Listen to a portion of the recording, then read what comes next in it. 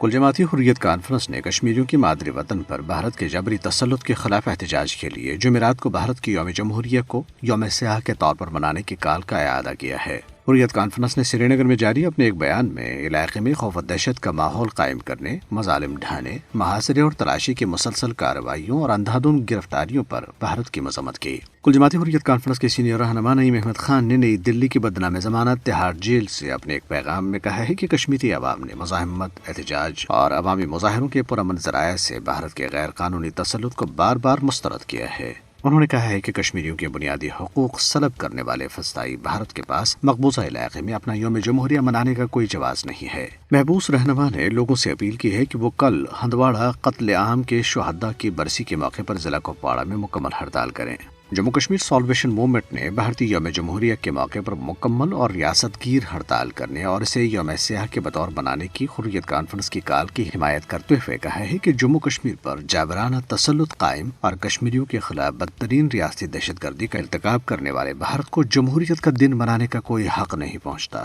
Salvation movement نے سرکاری ملازمین اور طلباء کی شرکت کو لازمی قرار دینے کے سرکاری حکم نامے کی بھی مذمت کی اور کہا ہے کہ بندوق اور دباؤ کے بل پر منایا جانے والا یہ یوم جمہوریہ نہیں بلکہ ایک ظالمانہ ڈرامہ اور مذاق ہے۔ بھارت کی طرف سے جمعرات 26 جنوری کو اپنے نام نہاد یوم جمہوریہ سے قبل سیکیورٹی انتظامات کے نام پر چیکنگ اور تلاشی کی کارروائیوں میں تیزی کے بعد مقبوضہ علاقے میں کرفیو جیسی پابندیوں نے معمولات زندگی کو مفلوج کر دیا ہے۔ تمام سرکاری افسران، کارکنوں، اساتذہ اور طلباء سے کہا گیا ہے کہ وہ علاقے میں یوم جمہوریہ کی تقریبات میں اپنی موجودگی کو یقینی بنائیں۔ بلند عمارتوں پر اسنائپرز کو تعینات کیا گیا ہے جبکہ ڈرونز اور CCTV کیمروں کے ذریعے علاقے کی نگرانی کی جا رہی ہے۔ جموں کی ایک خصوصی عدالت نے جموں کشمیر لبریشن فرنٹ کے چیئرمین محمد یاسین ملک سے 1990 میں بھارتی فضائیہ کے 4 اہلکاروں کے قتل سے متعلق ایک جھوٹے مقدمے میں نام نہاد اہم گواہ سے جرح کرنے کا حق چھین لیا ہے۔ یاسین ملک نے، جو نئی دلی کی تہاڑ جیل میں مقید ہیں، عدالت میں جسمانی طور پر موجود ہونے